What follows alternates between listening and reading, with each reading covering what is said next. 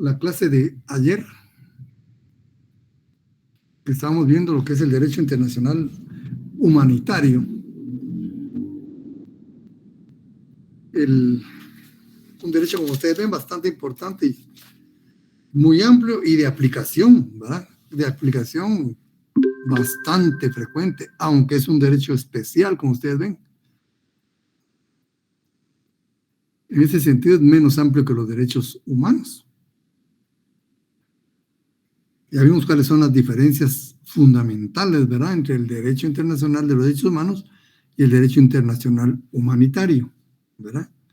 Los sujetos, su aplicación, la autoridad. Todo esto los diferencia y los hace una rama individual, independiente, autónoma del derecho. Entonces vimos que el derecho internacional humanitario también necesita unos medios para alcanzar su objetivo, ¿verdad? Y esos medios para alcanzar su objetivo se basan en dos ejes fundamentales. La primera es la responsabilidad de los mandos militares. Como ustedes saben, la organización militar es vertical. Es vertical, ¿verdad? Y esa cadena de mando empieza desde el más bajo hasta el más alto en grado, ¿verdad? Y también implica un cierto tipo de responsabilidad en determinadas circunstancias. Entonces, la responsabilidad de los bandos militares es uno de los ejes sobre los que se apoya el derecho humanitario como medio para alcanzar su objetivo. Entonces, se establece una distinción entre los objetivos militares y los objetivos civiles, lo que les decía, ¿verdad? En un conflicto bélico, no es lo mismo ver una instalación militar que un hospital, ¿verdad? Todavía más. Entonces dice, entre las personas civiles y los Miren, el hecho de que haya un conflicto armado no quiere decir que forzosamente no haya ni un civil en el campo de las acciones. Regularmente lo hay. Regularmente hay civiles. ¿Qué se hace con esos civiles? Esos civiles tienen una protección especial. Y es también donde prevalece lo que se denomina el principio de distinción, ¿verdad? El principio de distinción es muy importante porque usted debe distinguir entre un soldado, entre un combatiente y una persona civil. Debe distinguir entre una instalación militar y una instalación civil o instalaciones médicas. Todo ello es importante. Y como ven, el derecho internacional humanitario, con base en esas situaciones, minimiza el sufrimiento, lo reduce, ¿verdad? Entonces, entre personas civiles y los combatientes, entre los bienes estratégicos y los que son esenciales para la supervivencia de la población. Por ejemplo, un tanque elevado de agua para una colonia, pónganle. Se debe respetar. Porque surte agua a esas personas, mientras no se evacúen cuando ya es imposible su estancia ahí, ¿verdad? En el teatro de las acciones. Cuando es imposible, entonces sí hay que evacuarlos, pero una vez haya población civil, ese tanque de agua no puede convertirse en un punto de estrategia militar para los combatientes contrarios. Entonces vimos, por eso establece distinción. Entonces, en el derecho internacional humanitario, aparte de ese principio de la neutralidad, también existe este otro principio de distinción. Y ven ustedes qué importante es, ¿verdad? Entre objetivos militares y objetivos civiles, entre personas civiles y combatientes, entre bienes estratégicos y bienes que son esenciales para la supervivencia de la población. Entonces, En atención al derecho internacional humanitario, fíjense qué importante, en atención al derecho internacional humanitario, los combates solo deben afectar a los combatientes y objetivos militares estratégicos, únicamente. Lo demás es violar el derecho internacional.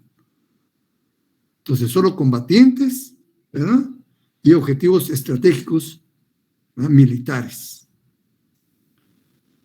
Entonces, el derecho humanitario, en este aspecto, ¿verdad? de la responsabilidad de mandos militares, dicta normas para que los individuos y las poblaciones que no participan en los combates no se tomen como objetivo de hostilidades. No se puede, ¿verdad? No se puede tomar como objetivo militar a una población civil, a una edificación civil, a una infraestructura, ¿sí?, que tiene relación directa con la supervivencia de esa población civil. No se puede.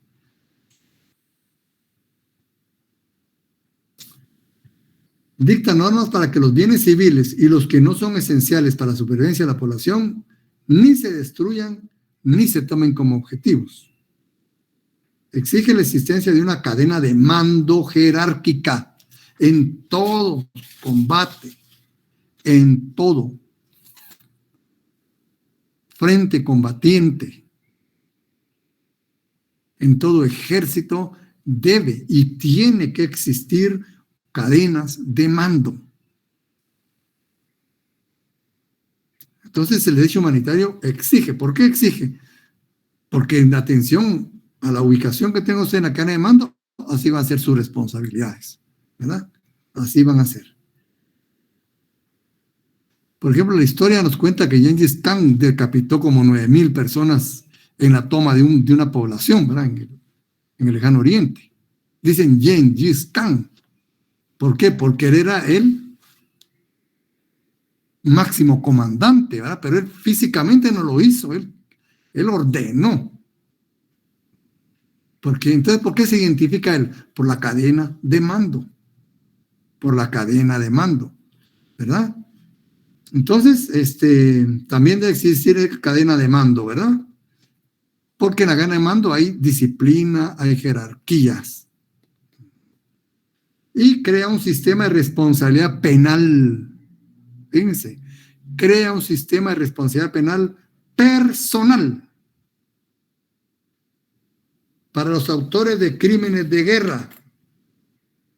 Para los autores de crímenes de guerra.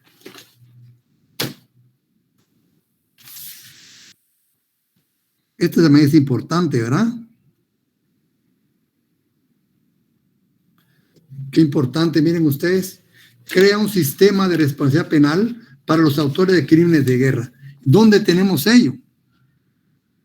En el Estatuto de Roma de la Corte Penal Internacional. De aquí nos pasamos a este estatuto. Miren cómo vamos haciendo nuestra concatenación de leyes, ¿verdad? Vamos escalando, vamos profundizando y vamos encontrando más leyes. No vamos a ver esta ley, pero se las muestro a ustedes para que conozcan cómo se amplía el derecho internacional militar y cómo se aplica, ¿verdad? Esto lo miraremos en derecho internacional privado. Y entonces dice, crea un sistema de responsabilidad penal, pero eso subrayenlo, personal.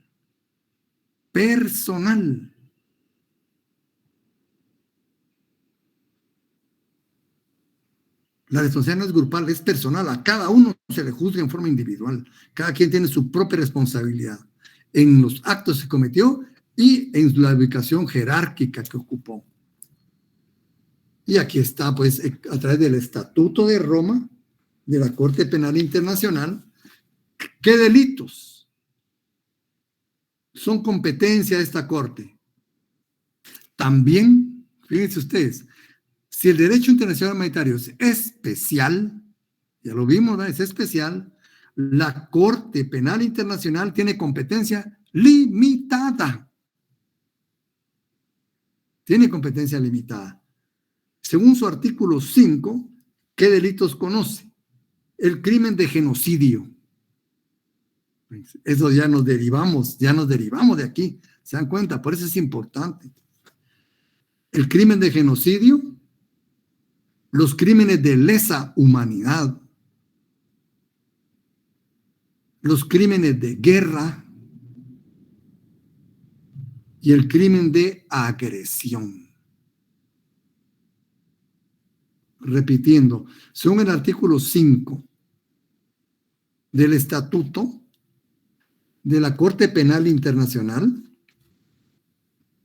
la competencia de la Corte es limitada y se limita únicamente a conocer delitos siguientes: el crimen de genocidio, los crímenes de lesa humanidad, los crímenes de guerra y el crimen de agresión.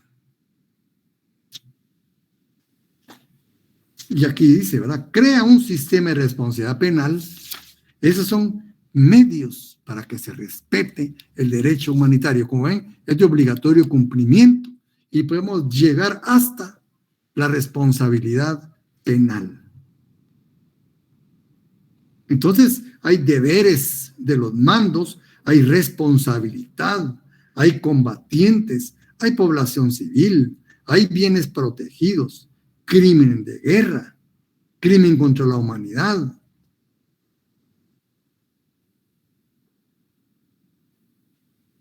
Miren qué importante de este eje.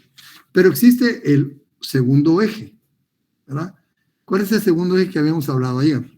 La acción de las organizaciones humanitarias. Esos son los dos ejes importantes y los medios que se utiliza, ¿verdad?, para hacer cumplir el derecho humanitario. Bueno, desde este punto de vista, la acción de las organizaciones humanitarias, el derecho humanitario distingue, seguimos con el principio de distinción. El principio de distinción, ¿verdad? Ese principio, como ese, es también tan importante como el de neutralidad. Tan importante como el de neutralidad. Entonces dice, el derecho humanitario distingue, ahí viene el principio de distinción, entre varios tipos de situaciones y de personas protegidas. Y las garantías de derecho a la asistencia y a la protección que mejor se adaptan a la situación. Entonces, no siempre es igual, ¿verdad? Va a depender de la situación y las personas. Entonces, el principio de distinción es muy importante para que sea funcional el derecho humanitario. Además, dentro de esta acción de las organizaciones humanitarias, dicta garantías mínimas en cuanto a socorro y protección, ¿verdad? Socorro y protección.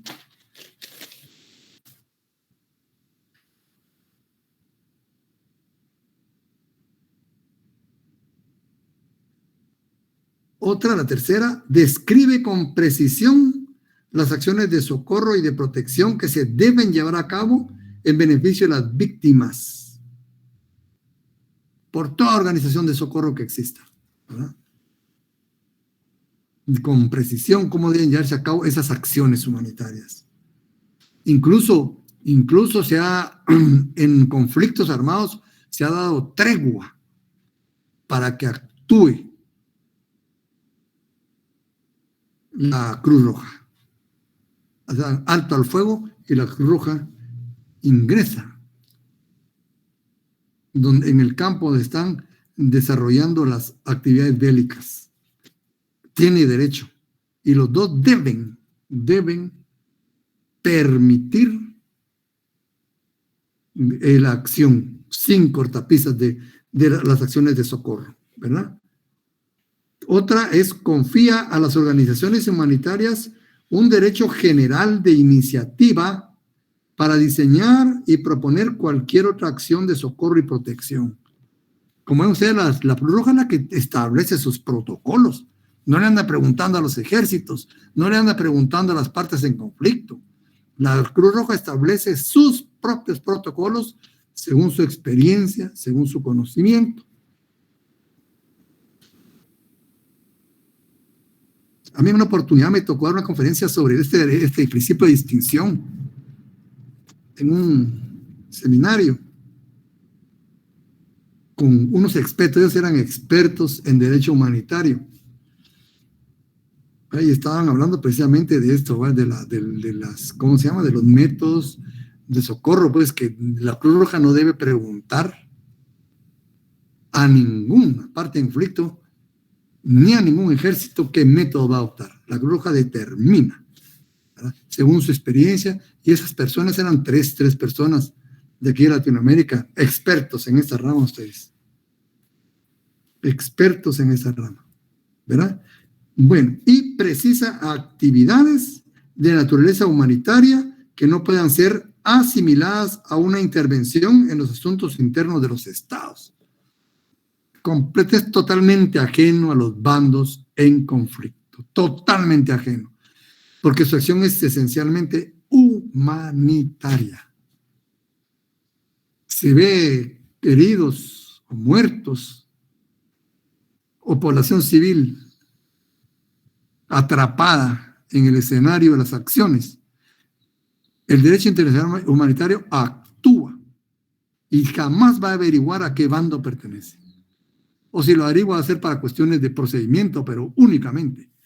No puede tomar ninguna actitud con relación a la procedencia de las personas, ni de los heridos, ¿verdad? No importa qué bando sean, auxilia a cualquiera. Entonces aquí, en este otro apartado, en este otro eje, tenemos personas protegidas, derecho de iniciativa humanitaria, se llama ello, ¿ves? Ese derecho a implementar sus propios métodos. Se llama derecho de iniciativa humanitaria. Es decir, que no está pidiendo a los estados ni a los ejércitos en conflicto qué métodos va a utilizar. La propia Cruz Roja determina cuáles. Intervención humanitaria, ¿verdad? Debe participar. Y en el método, pues, tenemos personas protegidas, conflictos armados internacionales y conflictos armados no internacionales. Ahí es donde va a intervenir. Contrariamente a lo que ocurre con los derechos humanos, dice, eso es muy importante, es una diferencia con los derechos humanos. El derecho humanitario no plantea derechos universales, aplicables a todos, lo que habíamos dicho ya, ¿verdad? Eso ya lo hemos visto. La especificidad del derecho humanitario es la de proceder por categorías. El derecho de el principio de distinción, ¿verdad? Definen normas de trato mínimo aplicables a categorías de personas protegidas en diferentes situaciones del conflicto. Habrá quienes están en medio de las balas, ¿va ustedes? En medio de las balas.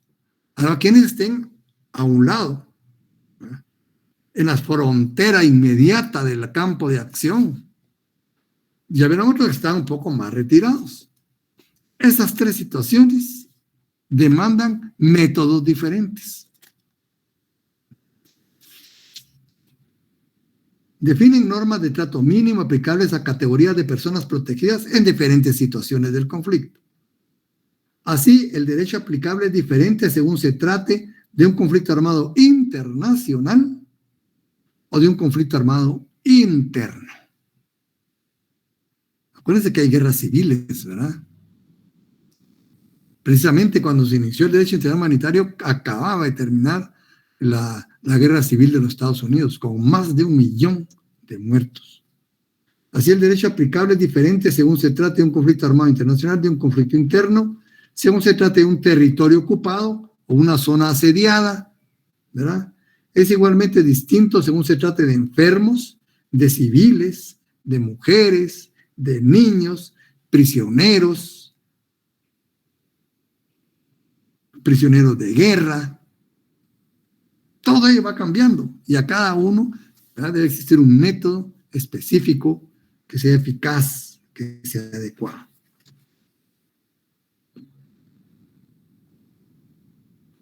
¿verdad? Entonces aquí hay derechos precisos. Dice, en derecho humanitario, la calificación jurídica de las situaciones y de las personas constituye una apuesta jurídica y política de enorme importancia, ya que de esto dependen los derechos de los individuos.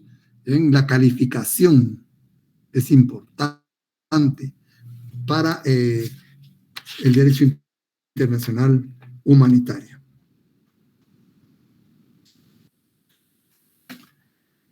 Interpretación y aplicación de derechos humanitarios. El derecho a los conflictos armados está concebido para ser aplicado en situaciones precisas, a personas precisas.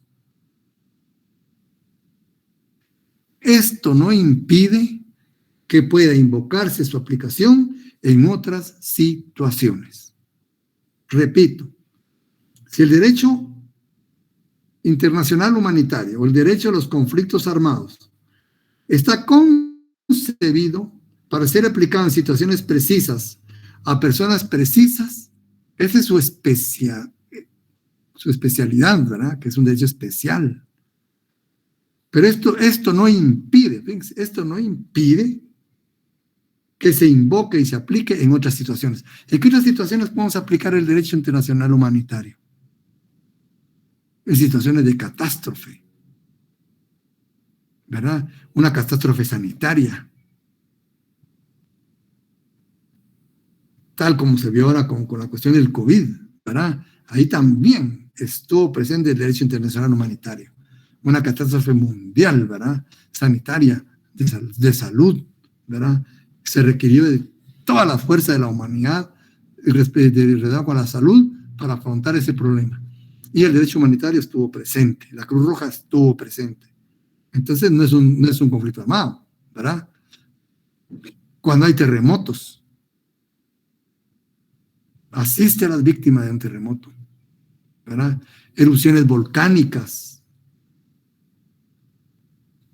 con las erupciones volcánicas. Aquí tienen comunicación directa con lo que es el INSIBUME, con lo que es el Comité de Emergencia, el Instituto de Emergencia. Aquí la Cruz Roja tiene comunicación directa con estas instituciones. Se dan cuenta, la catástrofe como el volcán de fuego, ahí también puede actuar el derecho humanitario, en los tsunamis, todo ello, ¿verdad? Entonces vemos, ¿el derecho internacional humanitario es específico? Sí. ¿Es específico? Es especial. ¿Y por qué es especial? Porque se aplica en situaciones precisas y a personas precisas.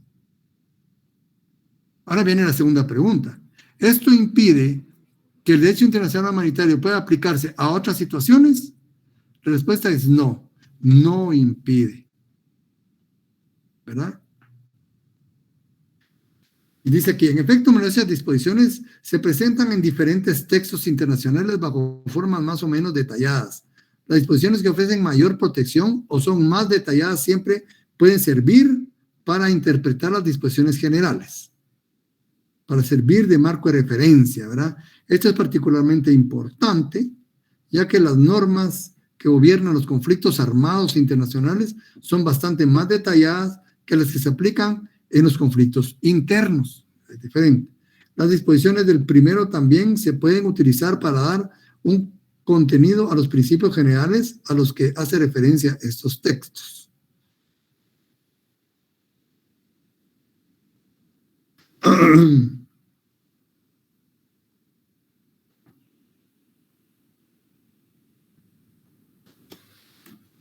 Bueno, como ven, pues es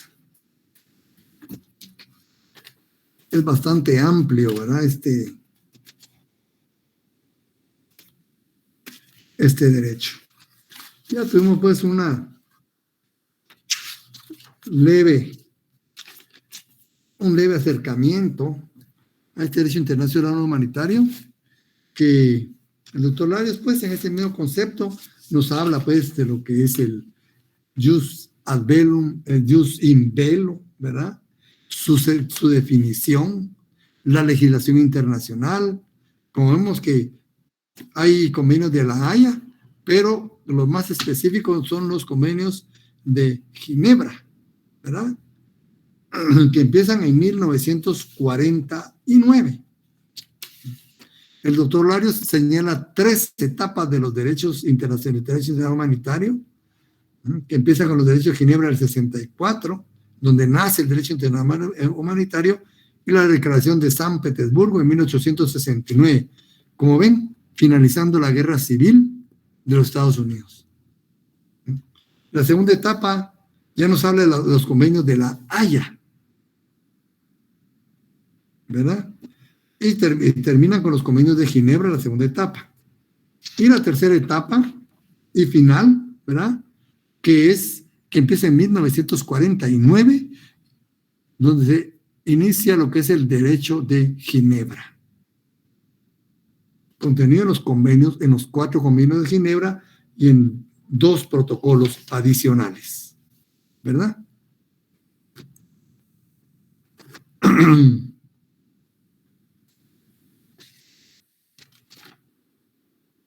Aquí nos habla un poco de historia, ¿verdad?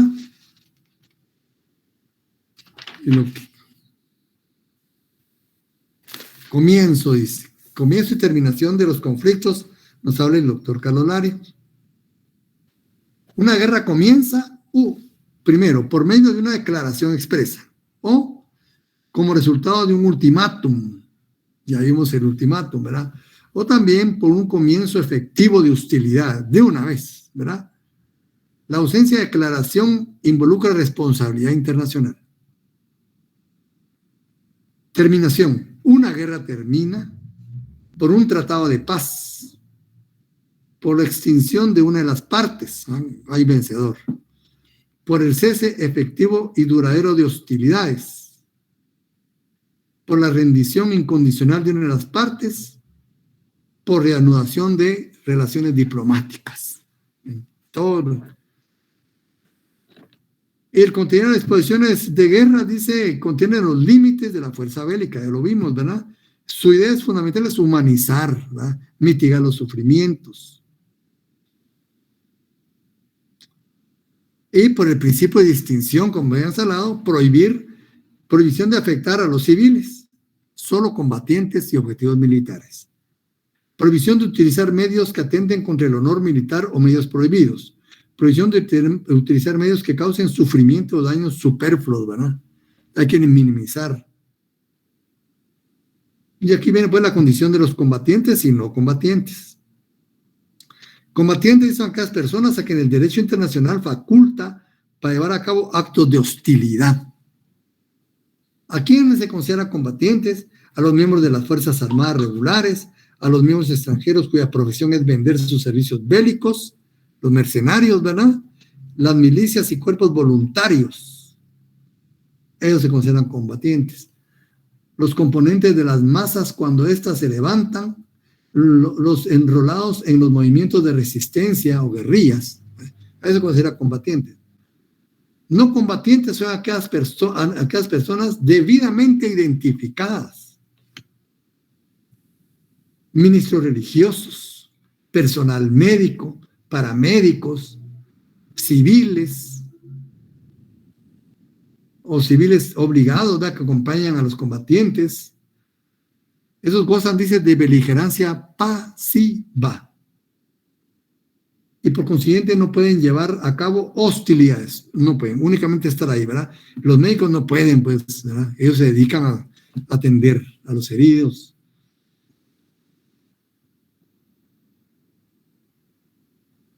Y protección de las víctimas de guerra, ¿verdad? Eso lo tenemos en el derecho de Ginebra. Los prisioneros de guerra también. ¿Qué trato se le debe dar a los prisioneros de guerra?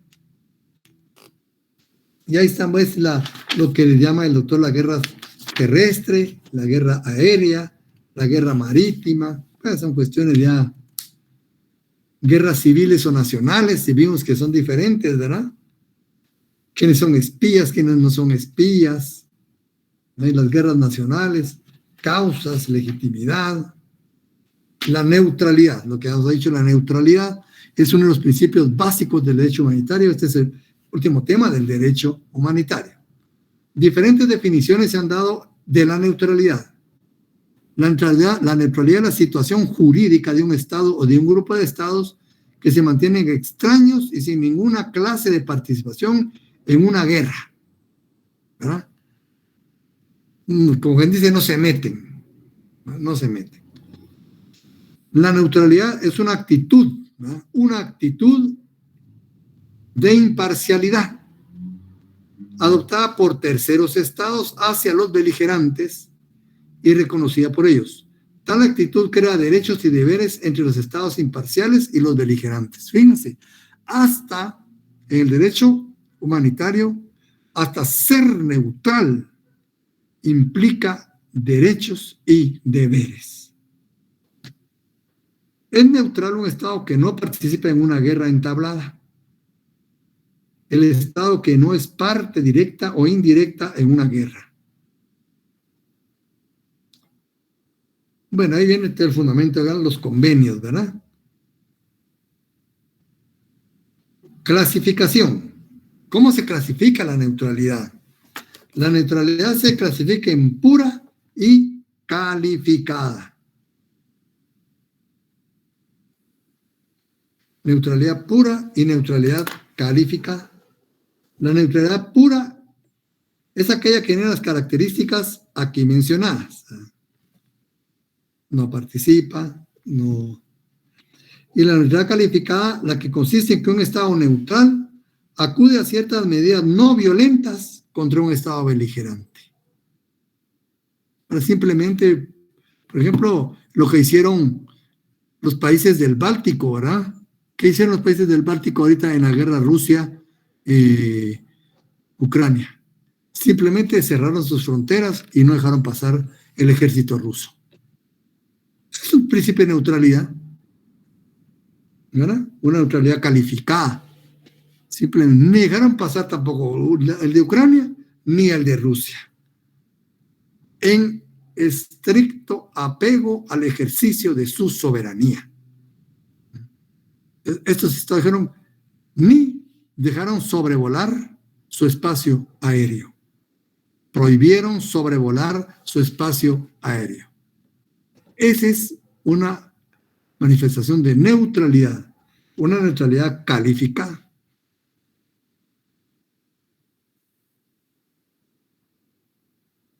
Pero dice, además, por razones de los sujetos, la neutralidad también se clasifica en A, estados permanentemente neutrales. Es decir, aquellos que han sido reconocidos como tales por la comunidad internacional. En este caso tenemos a Suiza, al Estado del Vaticano, siempre ha sido neutral. Estos estados tienen su independencia e integridad garantizados por los otros estados. No se les puede atacar, ¿verdad? Ni se les puede reclamar por qué auxilia, ¿verdad?, a la persona necesitada del otro bando de conflicto. No puede, ¿verdad? Entonces, también existe neutralidad parcial.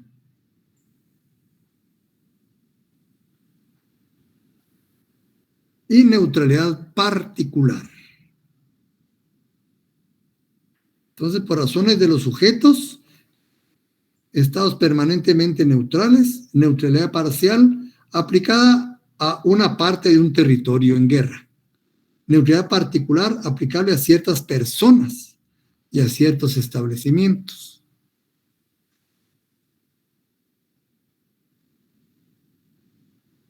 Dice que el doctor aquí que la neutralidad hoy en día sí debe ser declarada pública y jurídicamente en el ámbito internacional.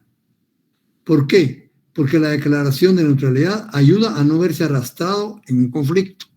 Y dos, la declaración aclara conceptos y posiciones políticas respecto al Estado que lo hace.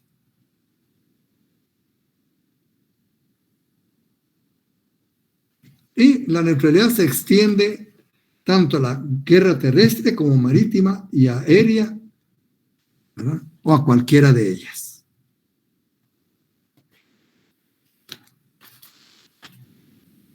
Ok. Qué interesante, ¿verdad ustedes? Como ven, esta rama del derecho son bastante importantes y se han visto pues con muy poco, ¿verdad? Muy pocas personas conocen. Como ven, el derecho humanitario es mucho más de lo que hemos visto, ¿verdad? Pero considero que esos puntos de referencia que les di les dan a ustedes ciertos parámetros, ¿verdad? Para poder adentrarse al tema, a que le interese este tema tan importante, ¿verdad? Pero es grandísimo. Dentro del derecho internacional tenemos otras figuras muy importantes. El asilo, ¿verdad? Tenemos el asilo. Tenemos también los refugiados.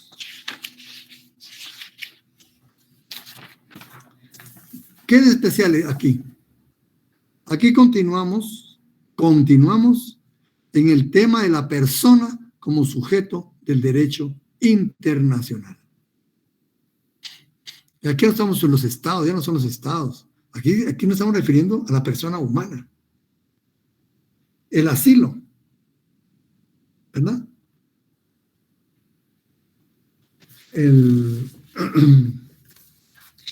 Es una institución muy importante. Aquí el diccionario de derecho diplomático nos habla de asilo diplomático, dice. ¿Qué dicen de asilo? Y hay asilo político o territorial. Aquí en este diccionario diplomático nos diferencian dos tipos de asilo. Asilo diplomático dice derecho que tradicionalmente se admitía que tenían las misiones diplomáticas de albergar y proteger a cualquier persona perseguida por motivos políticos por las autoridades del Estado receptor, el cual se consideraba obligado a facilitar el asilo, un salvoconducto para abandonar el país. Se considera que el derecho de asilo diplomático era una consecuencia de la extraterritorialidad que se atribuía a la misión diplomática. Actualmente el derecho de asilo diplomático, así concebido, solo es reconocido entre los países iberoamericanos. Fíjense ustedes. Aquí lo consideramos todavía existente, ¿verdad? Actualmente dice el derecho de asilo diplomático, así concebido, solo es reconocido entre los países iberoamericanos. Bien por el derecho consuetudinario, bien por algún convenio multilateral, por ejemplo el de La Habana en 1928, un año muy importante para el derecho internacional, que precisa en qué casos puede concederse. En los demás países, aunque no se reconozca el derecho de asilo diplomático, la inviolabilidad de los locales de misión impedirá que las autoridades del Estado receptor, ¿cuál es el Estado receptor? El Estado donde está la embajada, ¿no? El Estado donde se encuentra la embajada. A eso se le llama Estado receptor, ¿verdad? En los demás países, aunque no se reconozca el derecho de asilo diplomático, la inviolabilidad de los locales de la misión impedirá que las autoridades del Estado receptor se apoderen por la fuerza de una persona que haya encontrado refugio en los mismos. Estos, sin embargo, podrán reclamarla y no estarán, en principio, obligados a facilitar salvoconducto. Es decir, no pueden violar la sede diplomática, pero el Estado receptor puede negarse a darle salvoconducto a una persona. Esto sucedió aquí en Latinoamérica, precisamente en el Perú, creo que fue. Hay un dirigente que se llama Raúl Haya de la Torre. Raúl Haya de la Torre. Les invito a que lean ese caso, un caso de asilo muy importante, y tiene bastantes facetas que aún hoy pues tienen trascendencia, ¿verdad? Raúl Haya de la Torre era un dirigente político. Si ustedes pueden encontrar el asilo de él, van a leer una historia muy interesante, ¿verdad? Entonces, a él estuvo mucho tiempo encerrado porque el Estado receptor no le proporcionaba el salvoconducto. no debe confundirse con el asilo político, que solo se ejerce desplazándose fuera del propio país e instalándose en el país que lo otorgue. Lo que han hecho muchos políticos de acá, ¿verdad? Que se van a Nicaragua y ahí se quedan. Serrano se fue a Panamá y ahí se quedó, ¿verdad? Y desde ahí se hacen los grandes políticos, los estadistas, ¿verdad? Cuando han salido huyendo. Y en Nicaragua también hay personas que tienen indicios de corrupción, si bien un eufemismo, ¿verdad? Y salieron a pasear y ahí se quedaron. Ahí están escondidos, agazapados, viendo qué pasa. Es un asilo territorial. Acogida dispensada por un Estado en el territorio de su soberanía a los extranjeros que buscan refugio en él. Ahora, como hay muchos políticos que están en Panamá, muchos políticos están en Nicaragua. Salieron y ahí se quedaron. Ese es asilo político o territorial. Bien, ¿y será que nuestra Constitución tiene algo sobre el asilo? La Constitución de República de Guatemala sí reconoce el asilo. Dice, Guatemala reconoce el derecho de asilo, es un derecho, y lo otorga de acuerdo con las prácticas internacionales. Y el asilo pues va muy unido con la extradición, ¿verdad? Pero aquí estamos hablando solo de asilo. Artículo 27 de la Constitución.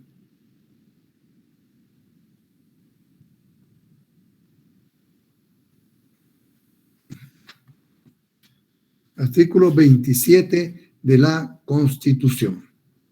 Guatemala reconoce el derecho de asilo y lo otorga de acuerdo con las prácticas internacionales.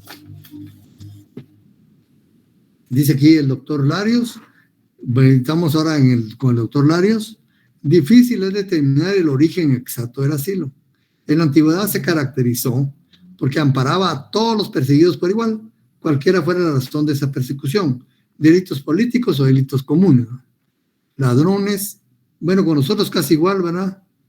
Corruptos también entran, ¿verdad? Y aunque el asilo es solo político.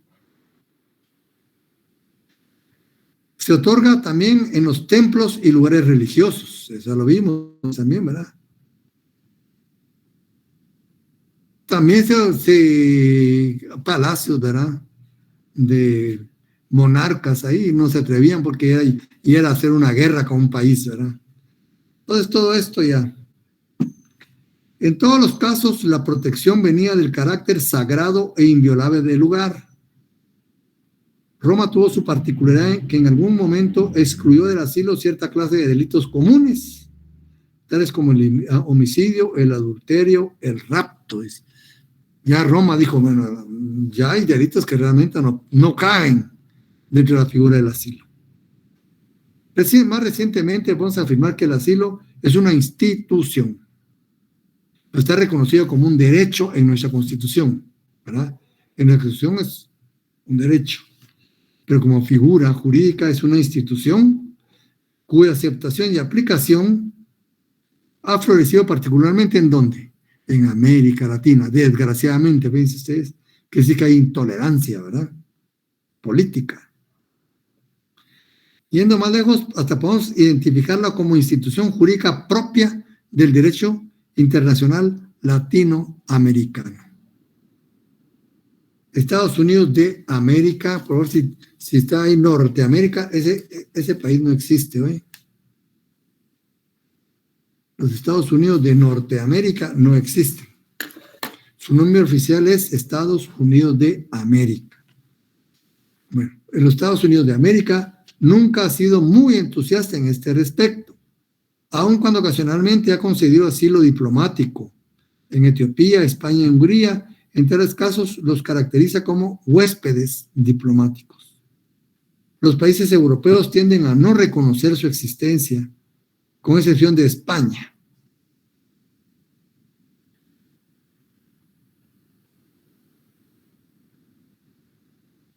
Que en junio de 1983 presentó al Congreso de los Diputados un proyecto de asilo que excluye a quienes hayan cometido delitos de terrorismo o contra la paz. Ahí no, ¿verdad? La humanidad y la seguridad de la aviación civil tampoco. Y en general, quienes sean culpables de actos contrarios a las finalidades y principios de las Naciones Unidas, eso sí. Además, tienen de particular que esta ley unifica conceptos de asilo y refugiado. Miren cómo va evolucionando, ¿eh? Hay instrumentos. La existencia del derecho de asilo ha sido consagrada jurídicamente en el derecho internacional. Hay en los acuerdos de Bogotá de 1880, miren ustedes, no es nada nuevo. Convención de La Habana, 1928. Convención de Montevideo del 33. Tratado de Asilo Diplomático y Refugiados del 39. Y Convención sobre Asilo Territorial, lo que hemos dicho del asilo territorial cuando se trasladan a otro lugar, ¿verdad?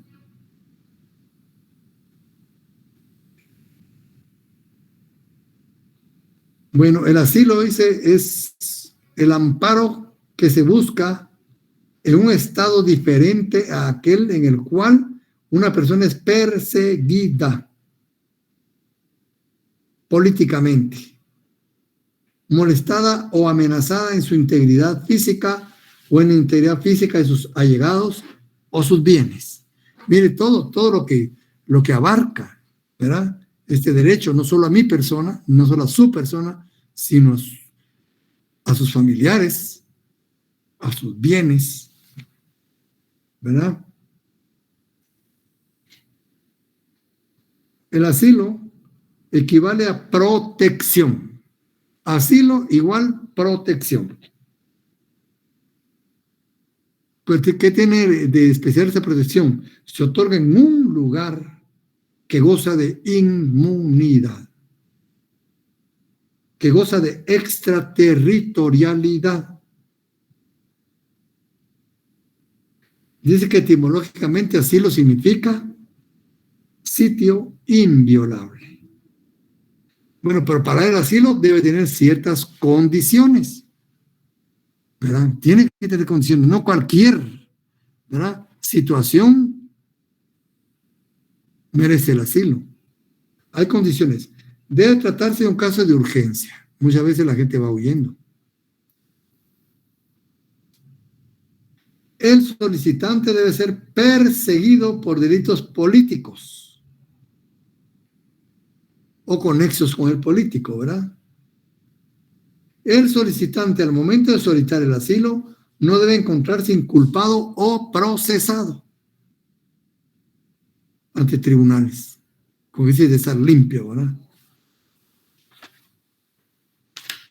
Además, al momento de solicitar el asilo, el solicitante no debe haber sido condenado por delitos comunes.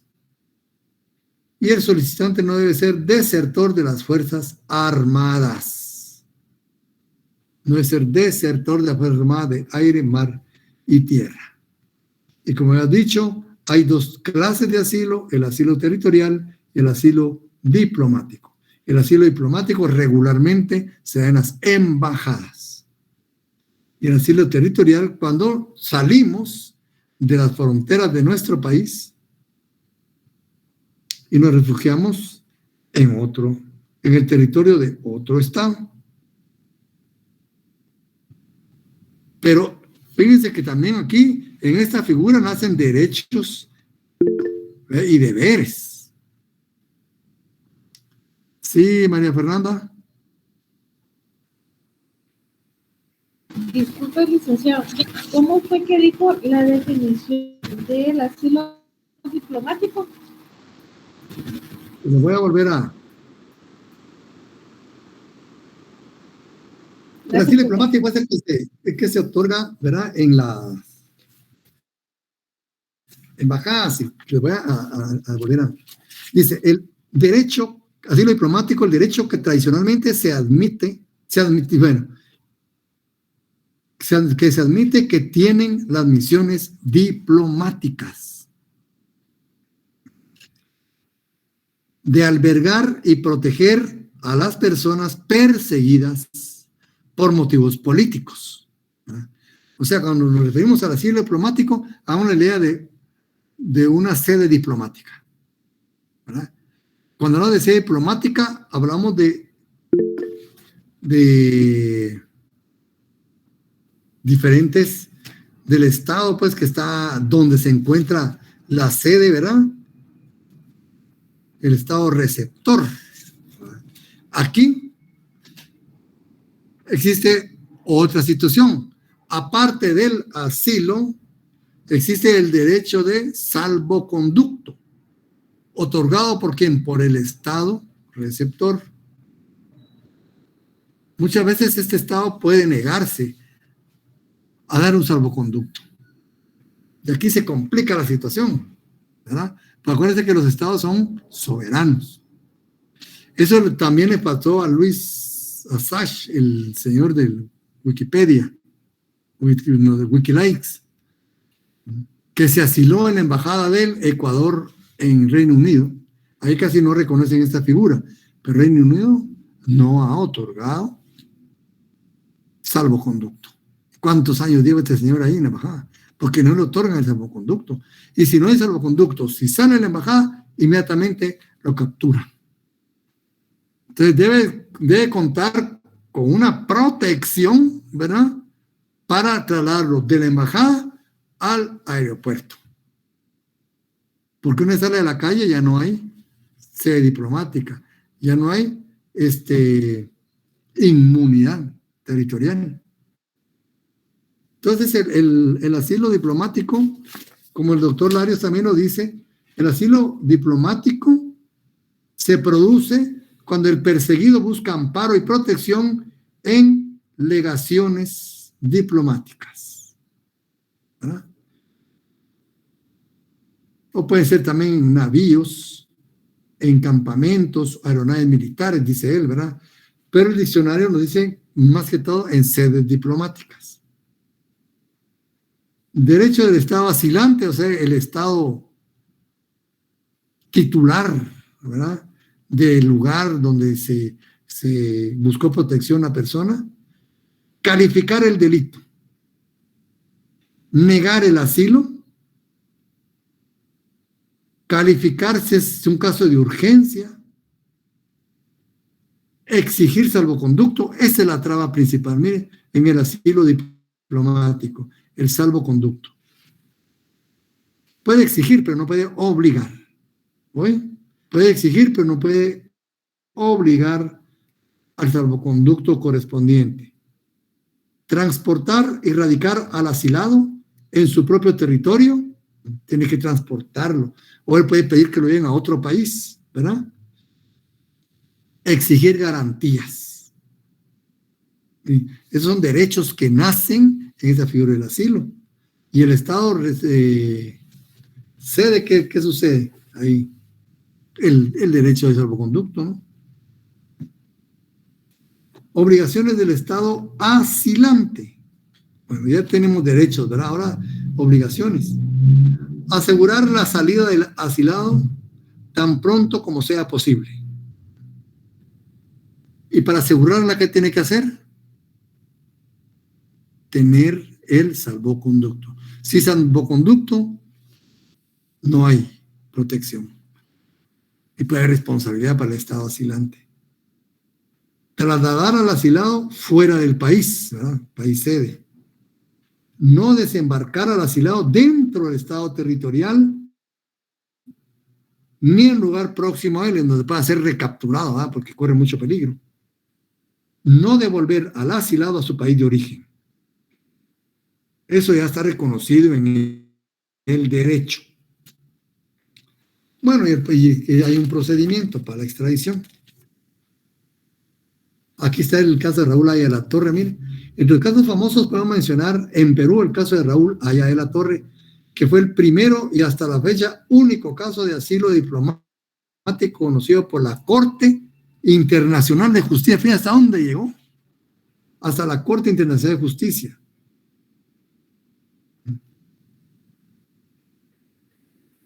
El caso del cardenal Wyszynski en Hungría, sí, otro caso emblemático, ustedes, que duró muchísimos años en la Embajada de los Estados Unidos de América. Sí, es cierto. En Guatemala es el caso del exministro de Agricultura, doctor Bobadilla, asilado en la Embajada de Brasil, que duró también mucho tiempo. Yo de ese caso no me acuerdo. Fíjense. Cada estado entrega a sus misiones diplomáticas el procedimiento interno en caso de asilo diplomático.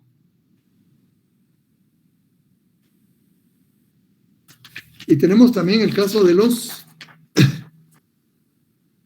refugiados y desplazados. Acuérdense que existen muchas clases de refugiados. Hoy incluso existen refugiados ecológicos.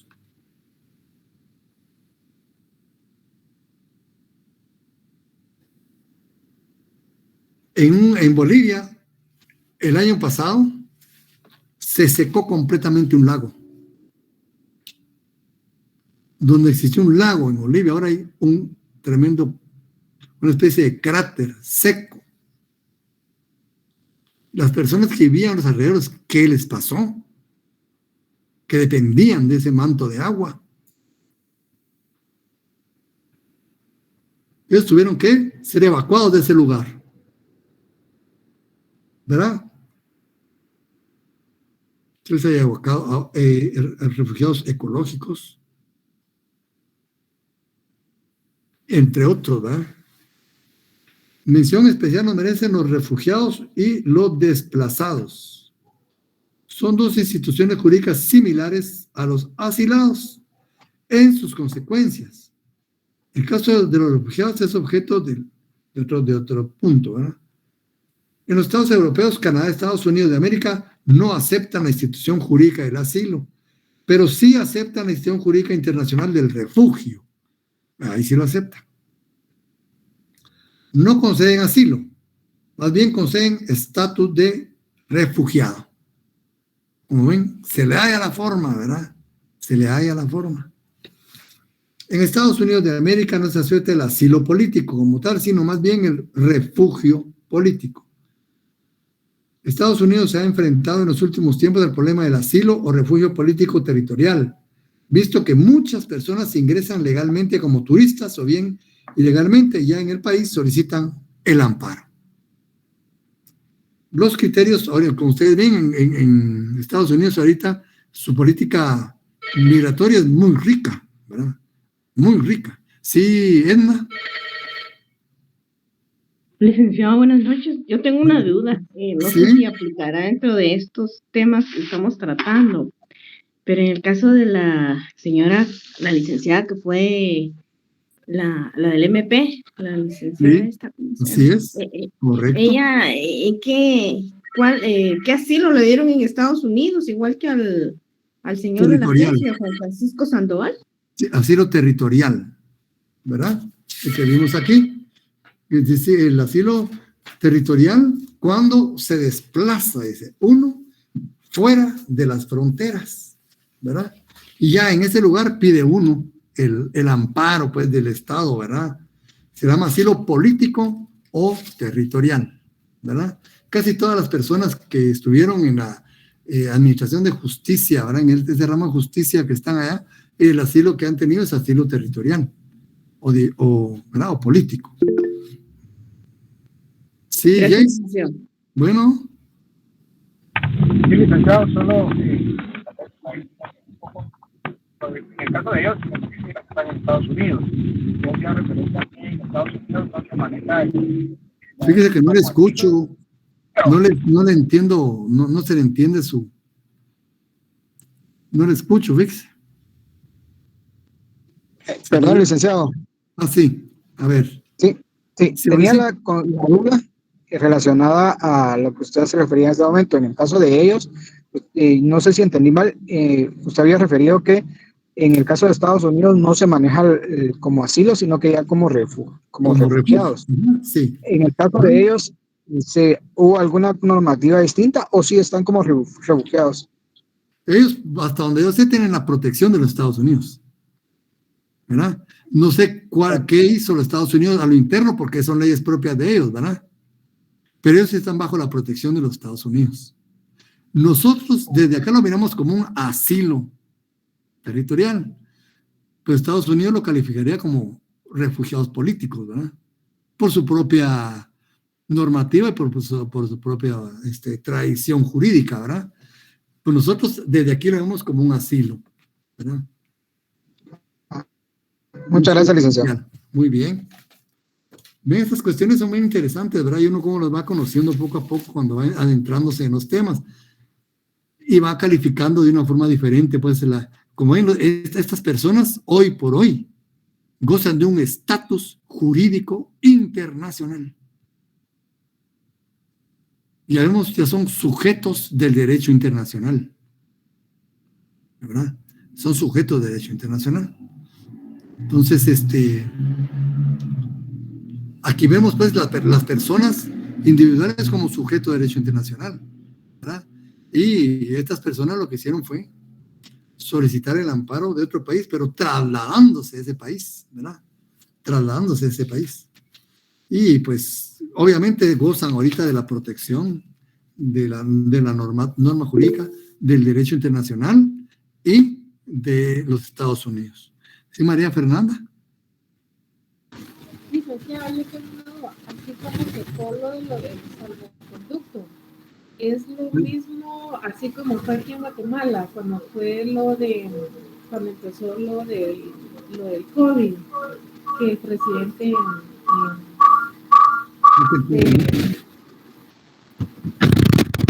hoy sí ya me escucha, licenciado. Un poco mejor, ¿verdad? Una pregunta, ¿ese del salvoconducto es parecido a lo que el presidente aquí en Guatemala asignó cuando empezó todo el tema de lo del coronavirus? Que hubieron entidades del Estado donde dieron salvoconductos y algunas empresas privadas? ¿Es igual? No, es diferente, ¿verdad? Es diferente, porque aquí se trata...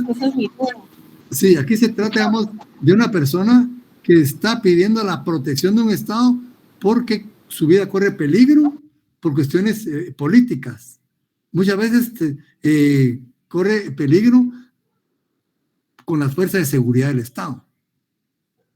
¿Ya? Entonces, está pidiendo protección a alguien, porque de no pedirla, su vida termina, ¿verdad? Dice, les voy a leer lo que dice el diccionario diplomático sobre el salvoconducto. Vamos a ver. Salvoconducto dice término con el que en los países que aceptan y reconocen el asilo diplomático, lo que les decía, únicamente en el asilo diplomático hay salvoconducto, ¿verdad? Se denomina el documento expedido por el país donde se produce el asilo que permite al asilado salir libremente del territorio de aquel. Ese es el salvoconducto. Únicamente decirle, mire, llega al aeropuerto, pues, ¿verdad? Usted tiene permiso para ir al aeropuerto e irse. Hay una protección, hay ¿cómo se llama? Hay una certeza, ¿verdad?, de que no se le va a afectar, ¿verdad? Porque no va a quedar permanentemente en la embajada, ¿verdad? De salvoconducto es como decir, miren, ya que lo llevan al aeropuerto y no le vamos a hacer nada, porque está un documento, nos comprometemos. ¿Por qué? Porque la única porción que goza de extraterritorialidad es la embajada.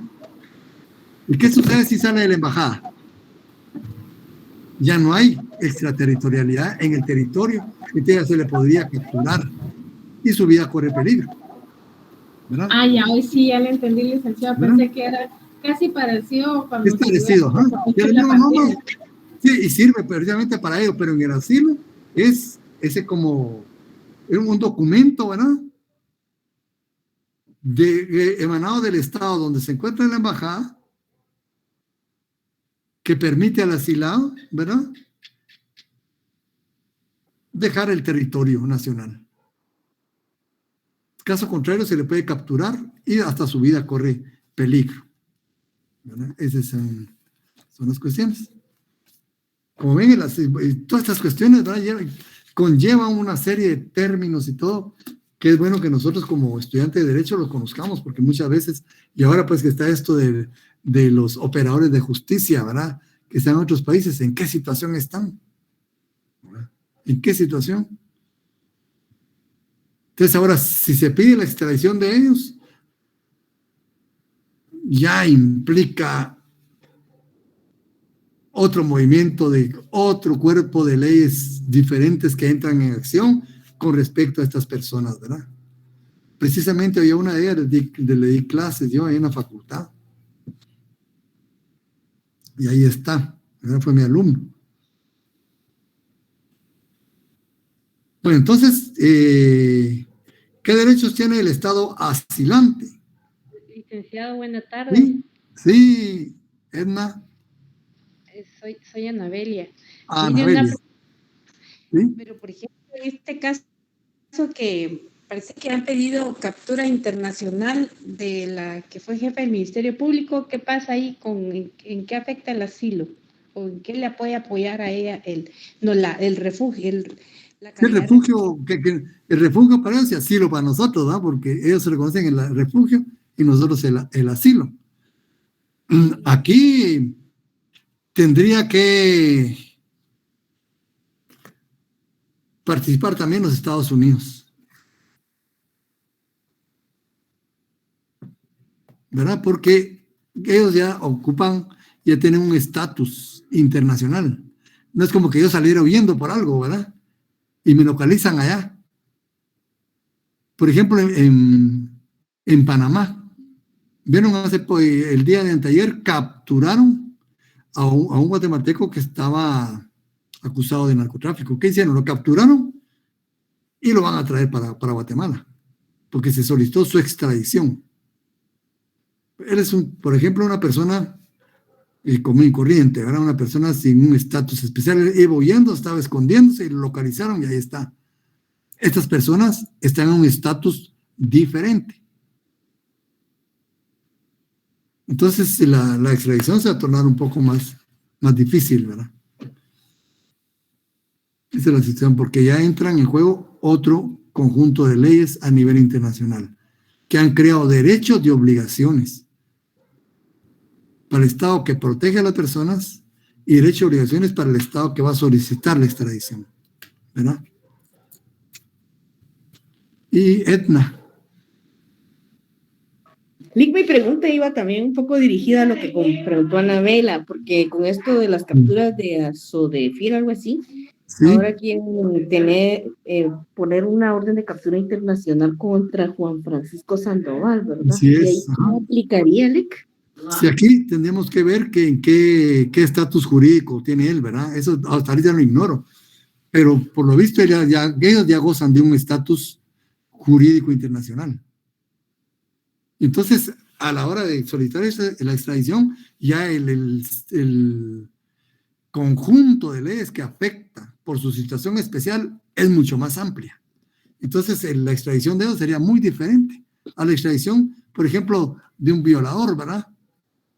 O de un corrupto, porque gozan de un estatus especial y los Estados Unidos no sé cómo irá a tratar esa situación, ¿verdad? Ahora, ya depende de la propia normativa interna de los Estados Unidos. Pero obviamente va a ser diferente.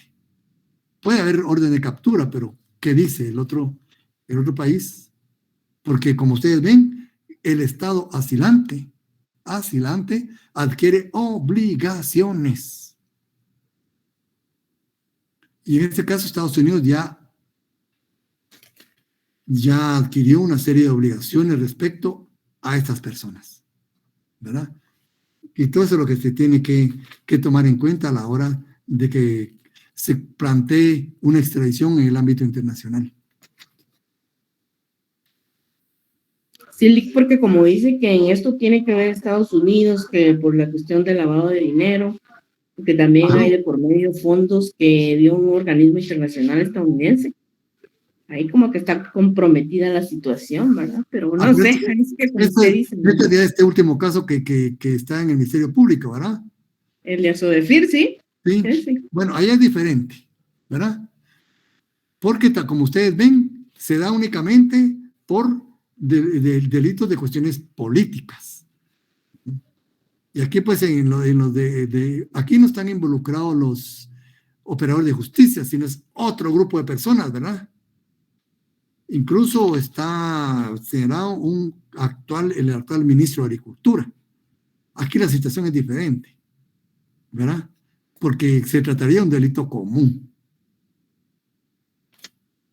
Está diferente a los administradores de justicia, que ellos se entienden como perseguidos políticos, ¿verdad? Aquí pues la extradición ya vendría propiamente con la normativa de los Estados Unidos, ¿verdad? Pero es una extradición muy diferente a la que si se solicitara, por ejemplo, la que están planteando la doctora Thelma Aldana. Esta es una situación muy diferente a los de este otro caso, porque precisamente los Estados Unidos fueron los que iniciaron esta investigación y ellos son los que están solicitando. ¿Verdad? Está muy diferente. Sí, Jason. Sí, licenciado.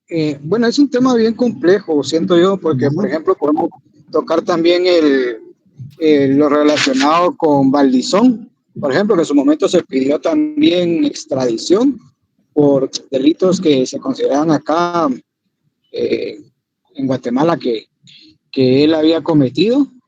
Y entiendo que obviamente él realizó alguna negociación con Estados Unidos, razón por la cual él pues no regresó en su momento a Guatemala, pues decir que a ponerse a disposición del juez competente.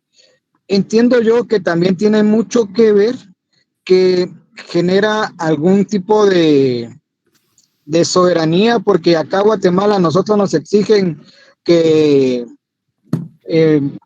mandemos a nuestros conciudadanos a que sean juzgados en Estados Unidos por los delitos que cometieron, y muchas veces en cuestiones de meses ya se gestionó. Diferente es cuando Guatemala solicita a Estados Unidos que ellos sean quienes devuelvan a los connacionales para ser juzgados, y por lo menos, por ejemplo, los casos que yo he conocido, no tengo mucho tiempo, pero igual los casos que yo he conocido, difícilmente yo he encontrado alguno puntualmente que sí que sea sido extraditado, ¿verdad? Para que sea juzgado. Sí, aquí hay una situación. A Guatemala le están pidiendo en extradición guatemaltecos, o sea, nacionales. Mientras que muchas veces Guatemala pide que en extradición nacionales nuestros, extranjeros de los Estados Unidos. Entonces también se trata de una forma diferente, porque según el Código de Derecho Internacional Privado, ningún Estado está obligado a entregar a sus connacionales. Si no lo entrega, adquiere la obligación de juzgarlos. Pero cuando es con extranjeros, ya la situación es diferente, ¿verdad? Y en cambio, para Estados Unidos significan extranjeros los guatemaltecos que se solicitan. O hemos pedido estadounidenses nosotros en extradición para ser juzgados acá a los Estados Unidos. Y hasta donde sepa, ninguno, ¿verdad? O sea, para los Estados Unidos son extranjeros. Y como les digo, ahí que empieza a funcionar en la ley interna de cada estado. Nosotros tenemos una ley interna propia de extradición. Eso lo vamos a ver en el otro curso de Derecho Internacional Privado. Hay todo un procedimiento de extradición. Y Estados Unidos tendrá el suyo propio, no sé cómo sea, ¿verdad? Y entonces ahí también eso a nivel internacional ya provoca y representa cambios en los resultados. Bueno, Guatemala, pues obviamente se ha visto también, yo les decía siempre, el derecho internacional muchas veces se balancea hacia los países desarrollados. Guatemala muchas veces se ha visto presionada, ¿verdad?, a entregar, pero regularmente han sido personas dedicadas al narcotráfico, que se les acusa, ¿verdad? Se les acusa. relacionadas al narcotráfico. Esas son y unas otras que yo cuando estuve en la Secretaría General llevamos unas extradiciones de delitos comunes. Incluso un guatemalteco que violó en forma continuada a una sobrina política desde los 8 años. Desde los 8 años de edad.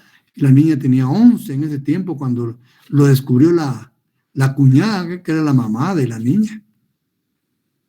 Y van con los psicólogos infantiles y efectivamente la niña contó, ¿verdad?, que el hombre abusaba de ella desde que tenía 8 años la nena. Lo llevaron a la corte le dieron, como quien dice, domiciliario, ¿verdad?, el beneficio. Y lo que hizo el tipo fue venirse huyendo para Guatemala. Aquí el Estados Unidos dio la alerta. Se le capturó. Y esa extradición fue, pero veloz ustedes. Cuestión de meses, el señor estaba de regreso. ¿Por qué nos empeñamos en ello? La niña estaba de por medio ahí. Un acto, pues, yo siento que cualquiera persona con mediana cultura y sentimiento la ofende totalmente.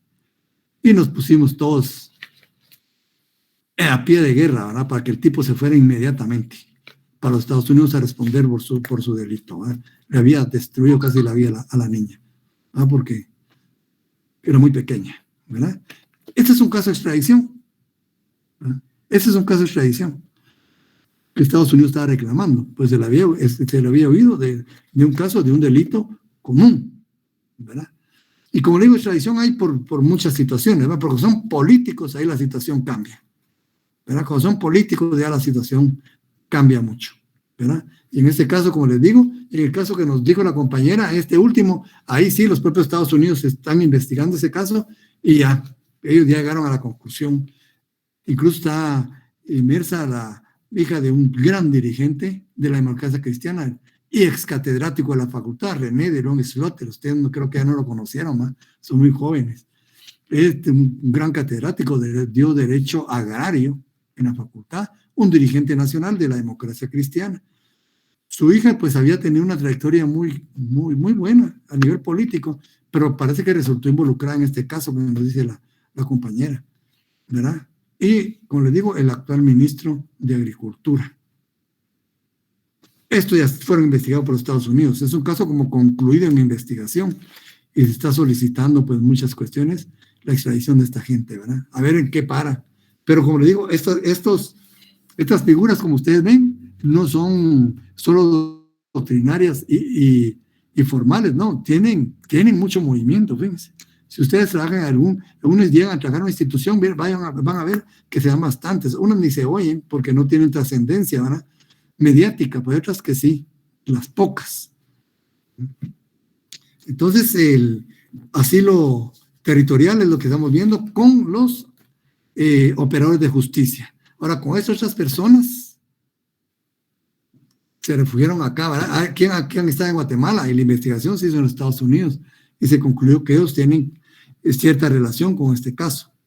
Ahorita se empieza a investigar y posiblemente planteen la extradición porque el dinero es de los Estados Unidos, es de los contribuyentes de los Estados Unidos. Y ese es el gran problema, ¿verdad? Fíjense que venía para cuestiones sociales y lo que ellos hicieron fue abrir su negocio, ¿verdad?, comprando acciones en un banco. Yo creo que a nombre de ellos, según sé. Entonces el dinero fue distraído y no llegó a sus destinatarios. Bueno, y como dicen en la televisión, esto lo vamos a ver en el próximo capítulo, ¿verdad?, por este mismo canal. Bueno, jóvenes, dejamos acá y continuamos, primero Dios, la otra semana. Ya se acerca el examen final, ¿verdad? Y vamos bien en cuanto a temas, ¿eh? Así que continúen con sus clases regulares y yo pues me despido de ustedes, ¿eh? Gracias, licenciado. Feliz noche. Nos vemos. Licenciado, muchas gracias por su cátedra, muy excelente. Gracias, nos vemos. Buenas noches.